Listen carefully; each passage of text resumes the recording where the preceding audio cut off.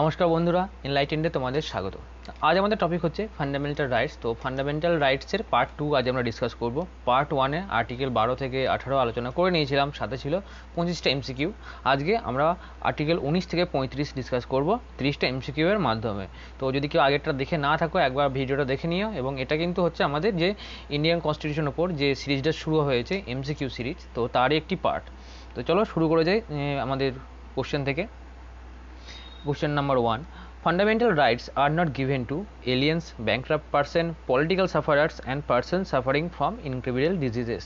তো fundamental rights কাদেরকে দেওয়া হয় না? তো এখানে বলা হচ্ছে এলিয়েন। তো অ্যাকচুয়ালি ফরেনার মানে এলিয়েন বলতে এখানে ফরেনারও ধরে নিতে পারো, বাট সেখানে এলিয়েন দু রকম হয়, একটা ফ্রেন্ডলি এলিয়েন আর একটা এনিমি এলিয়েন। এনিমি এলিয়েন যদি সাপোজ কাল যদি আমাদের চায়নার সাথে বা পাকিস্তানের সাথে ভয়ঙ্কর রকম কোনো যুদ্ধ হয়ে যায়, ভয়ঙ্কর রকম খেলা হয়ে যায়, তো সেক্ষেত্রে কিন্তু ওখানকার ওদের যে সিটিজেনরা থাকবে তারা কিন্তু আমাদের কান্ট্রিতে এনিমি এলিয়েন হিসাবে পরিচিত হবে। তো সেক্ষেত্রে ওরা কিন্তু অনেক রাইট ওদেরকে দেওয়া হবে না।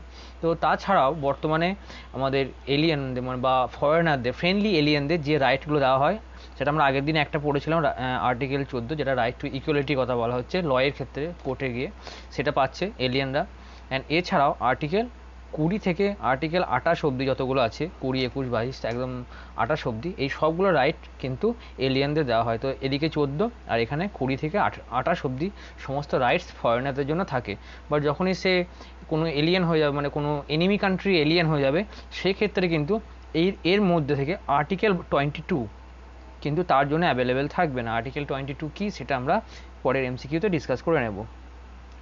Question 2. In which of the following cases the Supreme Court held that fundamental rights are unamendable? মানে এদের মধ্যে এই কতগুলো কেস হয়েছে, এদের মধ্যে কোনটাই সুপ্রিম কোর্ট ঘোষণা করে যে ফান্ডামেন্টাল রাইটসে কিন্তু অ্যামেন্ড করা যাবে না, মানে এখানে তোমরা কেউ টাচ করবে না? তো অ্যান্সার আমাদের এখানে কেশবানন্দ ভারতী কেস। তো কেশবানন্দ ভারতী কেস যে সালে হয়েছিল সেটা ছিল 1973। অ্যান্ড বাকি কেসগুলো যদি হালকা করে বলে নিই, একে গোপালন কেস, সেখানে হয়েছিল যে ক্লিয়ারলি একে গোপালনকে তুলে নিয়ে গেছিলো আমাদের স্টেট থেকে, যে প্রিভেন্টিভ ডিটেনশন এই অজুহাতে এনাকে গ্রেপ্তার করা হয়েছিল। ইনি একজন কমিউনিস্ট লিডার ছিলেন। তো এই সময় যেটা করা হয়, মানে কোর্ট যে রায়টা দিয়েছিল সেটা ছিল, বলে দিয়েছিল যদি কখনও কোনো জিনিস, মানে সে স্টেটই হোক বা কে, পুলিশ যদি কখনও কোনো জিনিস একদম পাই টু পাই প্রত্যেকটা আইন মেনে কাজ করে, সেটা নিয়ে কিন্তু কোর্ট কখনো কিছু বলবে না। এইটা ছিল একে গোপালন কেসের বক্তব্য। পরবর্তীকালে অনেক চেঞ্জ হয়েছে। সেক্ষেত্রে পরবর্তীকালে যেটা এসেছে, সুপ্রিম কোর্ট কিন্তু প্রত্যেকটা কেসের আরও ডিটেলস অ্যানালাইসিসও করতে শুরু করেছে। বাট সেই সময় একে গোপালনের সময় সুপ্রিম কোর্ট ক্লিয়ারলি জানিয়ে দিয়েছিল যে না, যদি কোনো জিনিস পাই টু পাই ল মেনে হয়, সেখানে ভাই আমরা মাথা গলাবো না। এটা ছিল একে গোপালন। কেশবানন্দী যেটা বলেন, কেশবানন্দী বলার আগে বলিনি গোলকনাথ, কারণ তার আগে হয়েছিল গোলকনাথ 64। গোলকনাথে যেটা হয়েছিল, এখানে পার্লামেন্টে কেস করেছিলেন গোলকনাথ ওনার মেনলি প্রপার্টি নিয়ে। তো যে কেসটা হয়েছিল, এখানে যে রেজাল্টটা হয়েছিল, রেজাল্টটা ছিল আর্টিকেল 13, মানে এখানে ক্লিয়ারলি বলে দিয়েছিল পার্লামেন্টের কোনো ক্ষমতা নেই ফান্ডামেন্টাল রাইটসকে ভায়োলেট করা। মানে পার্লামেন্ট যখন তখন চাইলে কিন্তু যেখানে সেখানে অ্যামেন্ডমেন্ট করতে পারবে না। এখানে আর্টিকেল 13, যেটা আগের দিন আমরা পড়েছি, আর্টিকেল 13-এর পাওয়ার, এই আর্টিকেল 368 যেখানে অ্যামেন্ডমেন্ট করা হয়, তো আর্টিকেল 13-এর পাওয়ার খুব বেশি। এইটাই একদম ক্লিয়ারলি বলে দিয়েছিল গোলকনাথ, মানে পার্লামেন্টের কাছে কোনো পাওয়ার নেই ফান্ডামেন্টাল রাইটসকে কমানোর, ক্লিয়ারলি বলে দিয়েছিল গোলকনাথ কেস। পরবর্তীকালে এটা ইন্দিরা গান্ধী ইগোকে হার্ট করে, উনিও কিছু চেঞ্জ নিয়ে আসে, এবং তারপর একদম ফাইনালি 1973-তে আসে কেশবানন্দ ভারতীর কেস। সেখানে খুবই বেশ ঠান্ডা মতে সবাই আলোচনা করা হয় যে ঠিক আছে, তোমরা অ্যামেন্ডমেন্ট করতে পারবে, ফান্ডামেন্টাল রাইটসের ক্ষেত্রে অ্যামেন্ডমেন্ট করতে পারবে, বাট সেটা যেন কখনো আমাদের বেসিক স্ট্রাকচার অফ কনস্টিটিউশনকে ভায়োলেট না করে। তো বেসিক স্ট্রাকচার অফ কনস্টিটিউশন এই কনসেপ্টটা এসেছিল মেনলি কেশবানন্দ ভারতী কেস থেকে।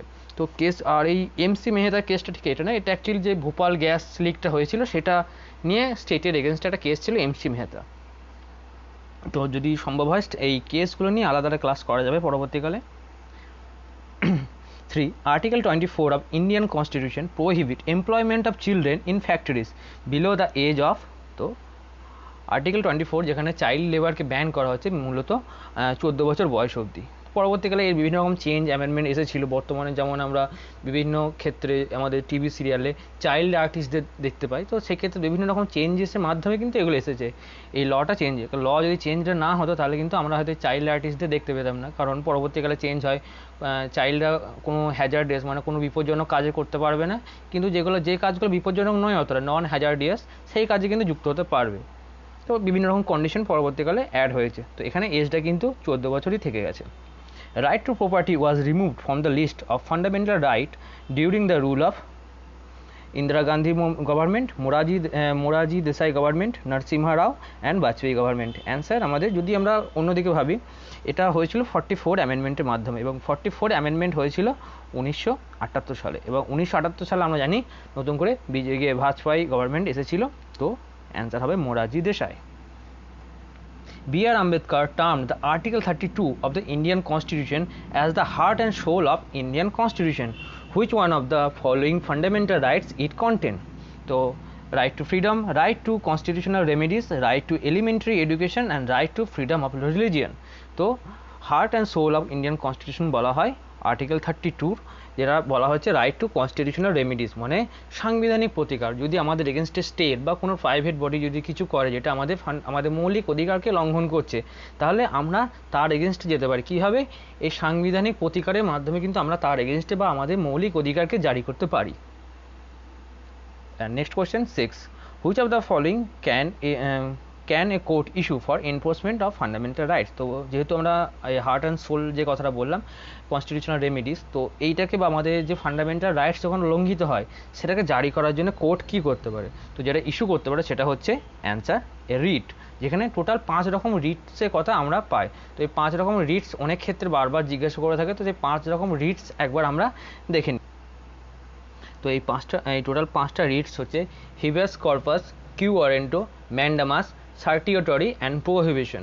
এই সার্টিওটরি অ্যান্ড প্রোহিবিশন মেনলি জুডিশিয়ালদের ক্ষেত্রে ইউজ করা হয়, আর বাকিগুলো বিভিন্ন রকম সরকারি বিভিন্ন এক্সিকিউটিভ বডির ক্ষেত্রে। তো 5টা writs habeas corpus, quo warranto বা হেবিয়াস কর্পাসও বলা হয়, habeas corpus, quo warranto, mandamus, certiorari and prohibition. Question 7, which of the following article contain the right to religious freedom? 25 to 28, 29 to 30, 32 to 35, 23 to 24. তো mainly religious freedom যেখানে mention করা হয়েছে সেটা হচ্ছে 25 to 28, এই তিনটে মেনলি আমাদের রিলিজিয়াস ফ্রিডমের কথা বলছে।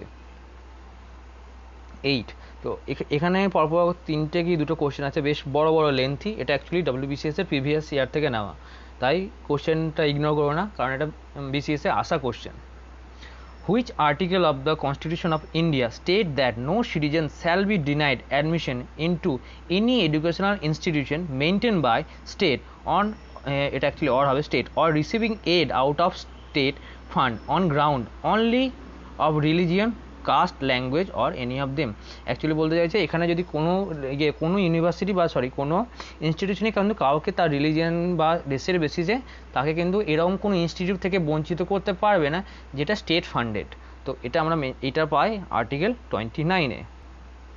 আর এক্ষেত্রে বলে রাখি আর্টিকেল 25 থেকে 30 অবধি মানে প্রত্যেকটা ওয়ার্ড বাই ওয়ার্ড খুব ভালো মতো পড়ে রেখো। এখানে জাস্ট ওয়ার্ডের একটু চেঞ্জেই আর্টিকেল চেঞ্জ হয়ে যেতে পারে। তো আর্টিকেল 25 থেকে 30 পুরো ওয়ার্ড বাই ওয়ার্ড যেন পড়ে নিও তোমরা। 9, এগেন একটু বড়, which article of the Constitution of India state that no religious instruction shall be provided in any educational institution holding maintained out of state funds? তো সরকারি খরচায় চলা কোনো ইনস্টিটিউট কিন্তু রিলিজিয়াস ইনস্ট্রাকশন বা ধর্মীয় কোনো ইনস্ট্রাকশন দিতে পারবে না। এটা কোন আর্টিকেলে মেনশন আছে? তো সেটা হচ্ছে আর্টিকেল 28, যেখানে ক্লিয়ারলি বলে যে কোনো ধর্মই কিন্তু তাদের ধর্মীয় কোনো শিক্ষা এখানে দিতে পারবে না।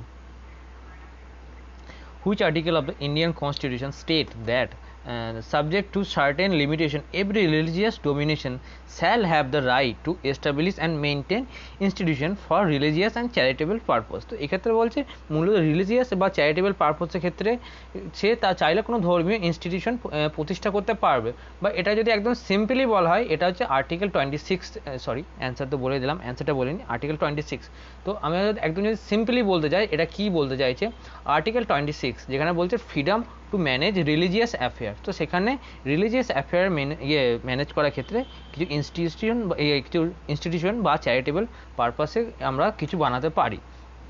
তো এটাই হচ্ছে অ্যাকচুয়ালি 27 আমরা যেটা পেয়েছিলাম, যেখানে ফ্রিডম অফ ট্যাক্স, কোনো রকম রিলিজিয়াস ট্যাক্স লাগবে না। অ্যান্ড আমরা যদি পুরোনো দিনে দেখি, জিজিয়া বলে যে ট্যাক্সটা ছিল, যেটা মেনলি হিন্দুদের দিতে হতো সেই মুসলিম শাসকদের উদ্দেশ্যে, সেই রকম কোনো ট্যাক্স কিন্তু দিতে হবে না। বাট এখানে একটা জিনিসকে বাদ দেওয়া হয়েছে, সেটা হচ্ছে ফিজ। আমরা বিভিন্ন মন্দিরে গেলে কিছু টাকার ডোনেশন দিই, সেটা ডোনেশন দিই আমরা নিজেদের ইচ্ছায় দিই, সেটা কিন্তু ট্যাক্স নয়। তো এই ট্যাক্স বা আমরা যে আমাদের মন্দিরের জন্য আমরা যে টাকাটা দিই, এই জন্য কিন্তু এক নয়। ট্যাক্স ছিল ম্যান্ডেটারি, তোমাকে দিতেই হবে, বাট ফিজ এটা কিন্তু আলাদা কনসেপ্ট, পুরো আলাদা। তো সেই জন্য ফিজ আর ট্যাক্স কিন্তু আলাদা না। অ্যান্ড যেহেতু বললাম, এইটা মেনলি 26 যেটা নিয়ে ডিল করছে, freedom to manage religious affairs. Which article of Indian Constitution of India guarantees to all citizens the freedom of speech and expression on? তো 16, আর্টিকেল 17, আর্টিকেল 18 অ্যান্ড আর্টিকেল 19। তো আমরা জানি আর্টিকেল 19 আমাদের ফ্রিডম অফ স্পিচের গ্যারান্টি দিচ্ছে, but article 19 কিন্তু absolute না। মানে আমরা যা মন যখন তখন যা তা বলে দিলাম, এমন কিন্তু হতে পারে না। আমরা এমন কিছু বললাম যেটা সামনের জনের কোনো রিলিজিয়াস সেন্টিমেন্ট বা কোনো রকম সেন্টিমেন্টকে হার্ট করলো, সেটা কিন্তু তার এগেনস্টে যাবে। মানে আর্টিকেল 19 এইটুকুই বলতে চাইছি, আর্টিকেল 19 বা রাইট টু স্পিচ কিন্তু অ্যাবসোলিউট নয়, মানে আমরা যা মন তাই কিন্তু বলতে পারি না। Which provision of fundamental rights directly relate to the exploitation of the children? তো মূলত বলতে চাইছে শিশুদের এক্সপ্লয়টেশনের এগেনস্টে কোন ফান্ডামেন্টাল রাইটসটা এখানে আছে, সেটা হচ্ছে আর্টিকেল 24, যেখানে ক্লিয়ারলি বলে দিয়েছে চাইল্ড মানে শিশুদের এগেনস্টে কিছু করা যাবে না, বা যে চাইল্ড লেবার, মানে একদম ক্লিয়ারলি যদি এক লাইনে বলা যায়, চাইল্ড লেবারকে প্রহিবিট করছে আর্টিকেল 24, যেখানে আমরা পেয়েছিলাম 14 বছরের যে বয়সটা। আর্টিকেল 23 কি বলছে, স্পেসিফিক কয়েকটা ওয়ার্ড আছে, খুব ভালো মতো মনে রেখো। আর্টিকেল 23 বলছে traffic in human beings and বেগার and other similar form of force labour, মানে হিউম্যান ট্রাফিক, বেগিং মানে বেগার বা ভিক্ষা করানো, বা যে কোনো রকম ফোর্স লেবার কিন্তু একদম ব্যান করা হচ্ছে, প্রোহিবিটেড। এবং শুধু এটাকে ব্যান করাই হচ্ছে না, এটাকে কিন্তু পানিশেবল অফেন্স। তো এইটাই বলেছে আর্টিকেল 23। আর আর্টিকেল 24 যেটা বলছে সেটা হচ্ছে চাইল্ড লেবার সম্পর্কিত। অ্যান্ড এখানে যদি আমরা স্পেসিফিক যে আর্টিকেল আছে সেটা যদি দেখি, article 24 prohibition of employment of children in factories and age তো আগে মেনশনই ছিল, পেয়েছো 14 years. Right to education to all children between the age 6 to 14 year each included in directive principle of state, a fundamental right, a statutory right, a none of the above। তো এটা বলতে গেলে প্রথমে দিকে তো ডাইরেক্টিভ প্রিন্সিপাল আন্ডারেই ছিল, ডিপিএসপিতে পাবো আমরা যখন এমসিকিউ করতে যাব, বাট বর্তমানে এটা পুরোপুরি কিন্তু একটা ফান্ডামেন্টাল রাইটস, মানে এটা দিতে হবে তো দিতে হবে। ডিপিএসপি যদি থাকতো তো ঠিক আছে, সেটা কিছু স্টেটের মর্জি, স্টেট তাদের রিসোর্সের উপর ডিপেন্ড, রিসোর্সে আছে যেমন তার উপর ডিপেন্ড করতো, বাট যখন এটা ফান্ডামেন্টাল রাইটস তো তখন এটা দিতেই হবে, এবং সেটা সবারই ন্যায্য পাওনা actually. 14. Which amendment to the Constitution inserted a new article 21A, A for amendment, 21 amendment করে এটা অ্যাড করা হয়েছে, providing right to education in the Constitution।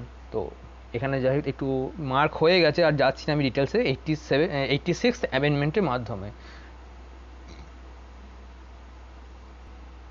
And এখানে আর্টিকেল 21 একদম সিম্পলি বলতে গেলে আর্টিকেল 21 যেটা নিয়ে ডিল করে সেটা রাইট টু লাইফ। অ্যান্ড এটার যে এরিয়াটা একটা বিশাল এরিয়া, রাইট টু লাইফের মধ্যে অনেক কিছু পড়তে পারে। যে ট্রিপল তালাক কেস যেটা আমরা পড়েছিলাম, সেটা কিন্তু রাইট টু লাইফকে ভায়োলেট করছে, এরকম একটা গ্রাউন্ডেই কিন্তু তৈরি। তো রাইট টু লাইফের মধ্যে অনেক কিছু পড়ে। অ্যান্ড 86 অ্যামেন্ডমেন্ট যেটা 2002 সালে এসেছিলো, পরবর্তীকালে আরও একটা এমসিকিউ আমরা পাবো। তো এখানে মেনলি রাইট টু এডুকেশনের কথা বলা হয়েছে, এবং রাইট টু এডুকেশনে কিন্তু রাইট টু লাইফের মধ্যে পড়ে যাচ্ছে। 15. The word Hindus in Article 25 Constitution of India does not include Buddhist, Jain, Sikhs and পার্সিক। তো আর্টিকেল 25 অনুসারে এই যে ওয়ার্ডটা আছে হিন্দু, এর মধ্যে যাদেরকে ইনক্লুড করছে না সেটা হচ্ছে পার্সিকদের। তো মেনলি আর্টিকেল 25 অনুসারে হিন্দু বলতে হিন্দু, বুদ্ধিস্ট, জৈন, শিখ এরা সবাই কিন্তু একই ক্যাটাগরিতে পড়ছে। বাট পরবর্তীকালে যখন আমরা মাইনরিটির ক্ষেত্রে মাইনরিটি পড়বো, তো সেক্ষেত্রে কিন্তু এই বুদ্ধিস্ট, জৈন, শিখ এরা কিন্তু মাইনরিটি ক্যাটাগরিতে পড়ে যাবে। তো জাস্ট আর্টিকেল চেঞ্জ এবং ডেফিনেশন চেঞ্জের হিসাবে কিন্তু সিচুয়েশনটাই চেঞ্জ হয়ে যাচ্ছে, গ্রাউন্ডই চেঞ্জ হয়ে যাচ্ছে।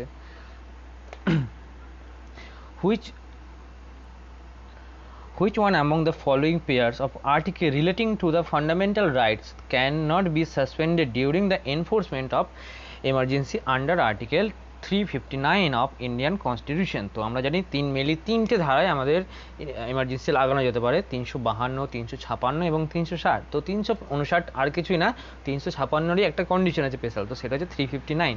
এমার্জেন্সি ক্লাসে সেটা আমরা আলাদা করে ডিসকাস করব। তো মেনলি আমরা আগের ক্লাসে একবার দেখেছিলাম কোন সিচুয়েশনে, মানে কোন এমার্জেন্সি সিচুয়েশনে বলতে গেলে, এখানে জাস্ট 359 ভুলে যাও। এমার্জেন্সি কোন সিচুয়েশনে এই যে পেয়ারটা আছে, এই পেয়ারের মধ্যে কিছু আর্টিকেল আছে যেটাকে কখনোই রদ করা যাবে না, তো সেটা হচ্ছে আর্টিকেল 20 and 21। তো আর্টিকেল 20 and 21 কি বলছে? 21 তো আমরা দেখলাম রাইট টু লাইফের কথা বলছে, বিভিন্ন রাইটস কিন্তু এর মধ্যে পড়ে যাচ্ছে। আর আর্টিকেল 20 বলছে যেখানে বলা যাচ্ছে কাউকে দুবার শাস্তি দেওয়া যাবে না। কাউকে যদি অ্যারেস্ট করা হয়, সে অ্যারেস্ট যদি আজকে করা হয়, সাপোজ আজকে আমাকে অ্যারেস্ট করা হলো আজকের ক্রাইমের বেসিসে, এবং তারপর আমার সাজা হলো, কিন্তু হঠাৎ করে 4 মাস পরে নতুন একটা আইন চলে এলো, মানে নতুন একটা সাজা ঘোষণা করা হলো আজ আমাদের এই আইন, এই অপরাধের বেসিসে। তো সেই সময় কিন্তু আমাকে নতুন যে আইনটা হলো সেই বেসিসে আমাকে সাজা দেওয়া হবে না। আমাকে আজকের দিনে, মানে আজকে এই কত তারিখ, 21শে জুন, 21শে জুন যদি আমি কোনো ক্রাইম করি, তো 21শে জুন হিসাবে আমার যে সাজা পাওয়ার কথা আমি সেটাই পাবো। এই 21শে জুনের বদলে যদি পরের বছর 2022 সালে 21শে জুন কোনো আইন আসে, কোনো নতুন চেঞ্জ হয়, সেক্ষেত্রে কিন্তু আমাকে সেই দিন বা সেই হিসাবে কিন্তু সাজা দেওয়া হবে না। এটাই মেনলি বলছে আর্টিকেল 20। এছাড়া বলছে সেলফ ইনক্রিমিনেশন, মানে নো সেলফ ইনক্রিমিনেশন, মানে আমি নিজের সাজা কবুল করে নিতে পারি না, মানে যেটা বলা হয় যে পুলিশ কাস্টাডিতে যখন কোনো সাক্ষী দেওয়া হয় সেটাকে ভ্যালিড করা হয় না। তো এইরকম মোটামুটি 2 থেকে 3টি মেন ইস্যু বলা হয় আর্টিকেল 20-তে। মেনলি এটা কোনো মানুষকে, কোনো ব্যক্তিকে তার শাস্তির হাত থেকে বা কনভিকশনের হাত থেকে কিছুটা বাঁচানোর জন্য, কারণ আমরা জানি অনেক ক্ষেত্রে আমরা ভুল কনভিকশন হয়ে থাকে, তো মূলত সেইটা বাঁচানোর জন্য হয়েছে আর্টিকেল 20। অ্যান্ড আর্টিকেল 20 and 21 মূলত এমার্জেন্সি টাইমে কিন্তু সাসপেন্ড করা হবে না। Which fundamental rights cannot be suspended even during an emergency under Article 352 of the Constitution? Right to life, right to equality, right to freedom and right two education. তো একই question, একটু ধরনটা আলাদা, এখানে জাস্ট ডেফিনেশনটা জানতে চাইছে। তো অ্যান্সার রাইট টু লাইফ, যেটা আর্টিকেল 21 আছে। Which fundamental rights have been deleted from our constitution through a constitutional amendment? And এটা আমরা আগেই একদম প্রথম দিকে করে নিয়েছিলাম, সেটা ছিল right to property. Right to property 2 জায়গায় মেনশন ছিল, একটা ছিল আর্টিকেল 19 একদম যে 7 নম্বর ছিল, ওটা মেবি এফ হচ্ছে এফএ, এবং 31-এ 19-এ যেটা বলেছিল সবারই আমাদের সম্পত্তিতে অধিকার আছে, মানে রাইট টু প্রপার্টি সবারই কিন্তু তাদের ব্যক্তিগত সম্পত্তিতে অধিকার আছে। এবং আর্টিকেল 31 যেটা বলছিল কেউ কোনো ব্যক্তিকে তার সম্পত্তির অধিকার থেকে সরাতে পারবে না, মানে জিনিসটা একই বলছিল, জাস্ট ডেফিনেশনের উপরে একটু আলাদা। এটা বলছে কেউ কাউকে তার ব্যক্তিগত সম্পত্তির অধিকার থেকে সরাতে পারবে না, আর এখানে বলছে প্রত্যেক ব্যক্তিরই তার নিজস্ব সম্পদের উপর অধিকার আছে, এবং এটা খুবই বেসিক জিনিস। বাট এটা থাকলে কিন্তু সেই সময়ে যখন যে ল্যান্ড বা জমি অধিগ্রহণ যেটা হচ্ছিল, বড় বড় জমিদারদের কাছ থেকে বড় বড় জমি নিয়ে নেওয়া হচ্ছিল সরকারি তরফ থেকে, সেটা কিন্তু আটকে যাচ্ছিল। তো এই জিনিসটা, এই প্রবলেমটা, মানে যাতে জমিদারদের কাছ থেকে জমি নিতে কোনো রকম সমস্যা না হয়, সেই জন্য মূলত এটাকে অ্যামেন্ড করা হয়েছিল যাতে সেটার সুবিধা হয়। Fundamental rights granted to Indian citizen cannot be suspended, can be suspended, can never be suspended under any circumstance, none of the above। তো আমরা জানি ফান্ডামেন্টাল রাইটস কিন্তু রিজনেবল গ্রাউন্ডে সাসপেন্ড হতে পারে, so can be suspended. Political rights does not include which of the following? Right to life, right to vote, right to contest in the election, and right to lodge a complaint with executive bodies of the government। তো political right যেটা করে না সেটা হচ্ছে এ, right two লাইফকে।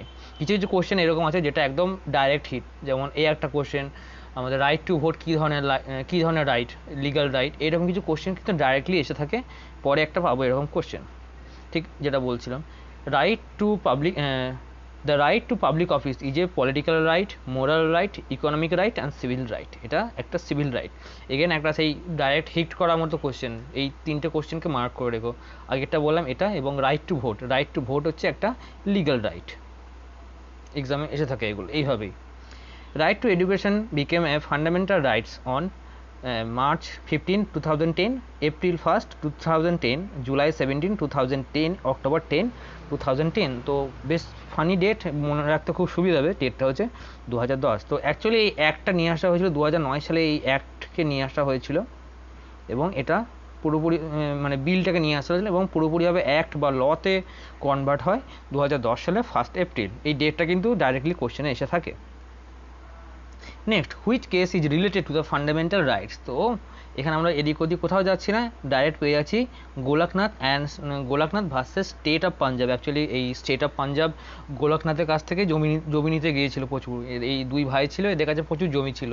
তো এই জমি সংক্রান্ত মূলত যখন এরা তাদের জমি নিতে গেছে তখন এরা ডাইরেক্টলি বলে দিয়েছে, তো রাইট টু প্রপার্টি তো আমাদের ফান্ডামেন্টাল রাইট, তো তোমরা তো আমাদের ফান্ডামেন্টাল বা আমাদের মৌলিক অধিকারকে ভায়োলেশন করছো। তো মূলত গোলকনাথ কেস হয়। তো কেসে যে রেজাল্ট এসেছিল আমরা জানি, সেখানে ক্লিয়ারলি বলে দিয়েছিল আর্টিকেল 13 কিন্তু অনেক বড়, মানে সুপ্রিম আর্টিকেল 368 এর ক্ষেত্রে এটাই মূলত, বা পার্লামেন্টের has no right to curtail fundamental rights, মানে পার্লামেন্টে কিন্তু এই মৌলিক অধিকারকে খর্ব করার কোনো ক্ষমতা নেই। এইটাই মেনলি জাজমেন্ট দিয়েছিল গোলকনাথ কেসে, যেটা ছিল 1967। বাকি কেসগুলো যাচ্ছি না, একদিন শুধুমাত্র কেসের ওপর একটা এমসিকিউ বা ছোট্ট একটা ক্লাস নেওয়া হবে। Right to minorities to establish and administer educational institute is enshrined in the Constitution of India under Article 20, Article 22, Article 29 and Article 30। এই রাইট টু মাইনরিটিস এই যখন স্পেসিফিক এই ওয়ার্ডটা চলে আসছে তখন হয়ে যাচ্ছে কিন্তু আর্টিকেল 30। আর্টিকেল 29 আমরা যেটা পাবো protection of interest of minorities, and article 30-তে পাবো রাইট টু মাইনরিটিস। তো বাকি যেগুলো আছে এস্টাবলিশ তাদের নিজস্ব কোনো এডুকেশনাল ইনস্টিটিউশনও প্রতিষ্ঠা করতে পারে। তো সেটা হচ্ছে 30, যার আন্ডারে যে মাদ্রাসাগুলো যেগুলো পড়ে, যদি বলে মাদ্রাসা কোন আর্টিকেলের আন্ডারে পড়বে, একটু সামনে লেখা থাকবে, তো তারপর জিজ্ঞেস করবে যে মাদ্রাসা এদের মধ্যে কোন আর্টিকেলের আন্ডারে পড়ে। তো মাদ্রাসা মূলত পড়বে আর্টিকেল 30-র আন্ডারে। ম্যাচ দ্য ফলোয়িং আর্টিকেল, এখানে পরপর 19-এর যে লিস্টটা দেওয়া হয়েছে, মানে 19-এর 1 থেকে জি, মানে টোটাল 4টে দেওয়া হয়েছে, এ সি ই জি কোনটা কার, তোমরা পারলে একবার ম্যাচ করে নাও, তারপর আমি আসছি অ্যান্সারে ডাইরেক্ট। আমি কয়েক সেকেন্ড হোল্ড করছি, অ্যান্ড এখানে আমাদের অ্যান্সার হচ্ছে ডি 3214। তো আর্টিকেল এ যেটা বলছে freedom of speech, article C যার কথা বলছে সেটা হচ্ছে right from association or union, মানে আমরা চাইলে একটা সংবদ্ধভাবে একটা ইউনিয়ন বানাতে পারি। আমরা একসঙ্গে একত্রে হয়ে চাইলে কোনো কোভিড রিলিফ ফান্ড বানালাম বা এরকম কিছু একটা সংগঠন আমরা বানাতে পারি। আর্টিকেল 19(1)(e যেটা বলছে right to reside and settle in any part of the country, মানে আমরা আমাদের দেশের চাইলে যে কোনো পার্টে গিয়ে বসবাস করতে পারি। বাট এখানে একটা কন্ডিশন আছে, আমরা কিছু সব পার্টে কিন্তু পারবো না। আমরা যদি চাই অরুণাচল প্রদেশ, মণিপুর, যেখানে কোনো ক্ষেত্রে লাইন আপ পারমিট আছে, সেই জায়গায় কিন্তু পারবো না। তো ফান্ডামেন্টাল রাইটসের প্রত্যেক ক্ষেত্রে কিন্তু হালকা রিজনেবল রেস্ট্রিকশন আছে, তো তারও একটা বেশি কারণ থাকে। তো এখানেও কিন্তু সেরকম, আমরা যদি একটা সময় আমরা কিন্তু জম্মু কাশ্মীরে গিয়ে জায়গায় কিনতে পারতাম না, এখন একটু চেঞ্জ হয়েছে। মেনলি সমতলে মানুষজন খুব সহজে এই পাহাড়ি এরিয়ায় লোকজনদের কাছে গিয়ে ওদের জায়গা কিনতে পারে না। তো সেই রকমই আমরা কিন্তু সেখানে চাইলেই কিন্তু সেটেলমেন্ট করতে পারবো না। মেনলি সেটা কোনো ট্রাইবাল এরিয়া হলে তো একদমই না, মেনলি তাদের ট্রাইবাল কালচারকে প্রোটেক্ট করার জন্য। কারণ তোমরা যদি না জেনে থাকো একবার বলে রাখি যে আন্দামান সাইডে অনেক দ্বীপ বা অনেক কালচার কিন্তু এভাবে হারিয়ে গেছে। মূলত যারা মডার্ন আমাদের ভারতীয়দের সংস্পর্শে এসেছে, সেই ক্ষেত্রে দেখা গেছে কিছু কালচার বা কিছু লোকজন, ওখানকার কিছু ট্রাইবের ল্যাঙ্গুয়েজ কিন্তু পুরোপুরি হারিয়ে গেছে। তো এই জন্যই মেনলি ট্রাইবাল সোসাইটিকে প্রোটেক্ট করার জন্য আমাদের থেকে দূরে রাখা হয়। অ্যান্ড যেটা 19(1)(g যেটা বলছে right two practice any profession or carry any business. তো আমরা যদি ইচ্ছা মতো বিজনেস ক্যারি করতে পারি, বাট এখানে কোনো ড্রাগস, গাঁজা বা এরকম কোনো যেটা হার্মফুল সমাজের পক্ষে সেই রকম কোনো বিজনেস না। Protection against double jeopardy is found mention in which article. তো ডাইরেক্ট অ্যান্সার আসছি, এটা হচ্ছে আর্টিকেল 20। তো আর্টিকেল 20-তে আমরা যেটা পড়েছিলাম, মানে ডবল জিওপার্ডি মানে হচ্ছে একই অপরাধের জন্য দুবার শাস্তি হতে পারে না। কোনো কাউকে কোনো মার্ডার করলো, সেই মার্ডারের জন্য একবার 2020 সালে শাস্তি পাবে না। এমন নয় যে সে একবার 2020 সালে শাস্তি পেলো, আবার কোর্টের মনে হলো সে ছাড়া পেয়ে গিয়েছে, আবার তাকে তুলে নিয়ে গেল এবং 2022 সালে আবার শাস্তি দিল। তো এই ডবল জিওপার্ডি এটা, মানে একই অপরাধের জন্য সে কিন্তু দুবার শাস্তি পাবে না।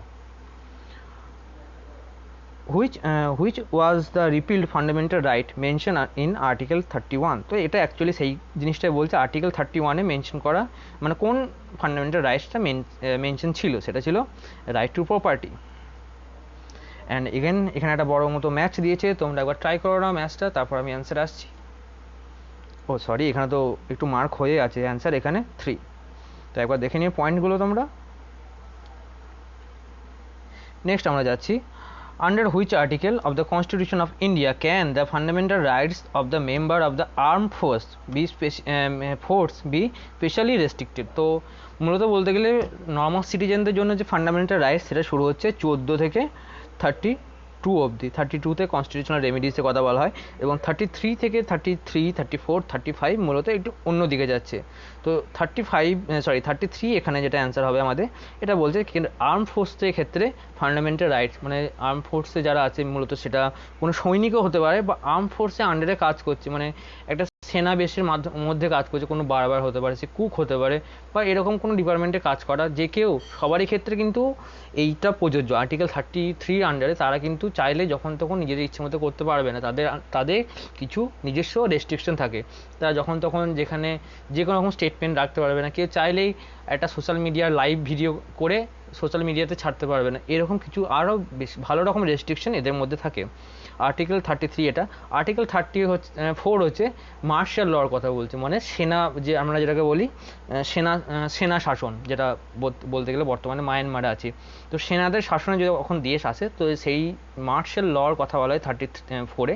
বাট আমাদের দেশে এখনও অবধি কখনো মার্শাল ল লাগু হয়নি, ন্যাশনাল এমার্জেন্সি হয়েছে। ন্যাশনাল এমার্জেন্সি আর মার্শাল ল কিন্তু আলাদা। মার্শাল লতে পুরোপুরি দায়িত্ব, মানে পুরোপুরি সেটা সেনাদের কন্ট্রোলে থাকবে, আর ন্যাশনাল এমার্জেন্সির ক্ষেত্রে বলতে গেলে পুরোপুরি পার্লামেন্টের আন্ডার থাকবে।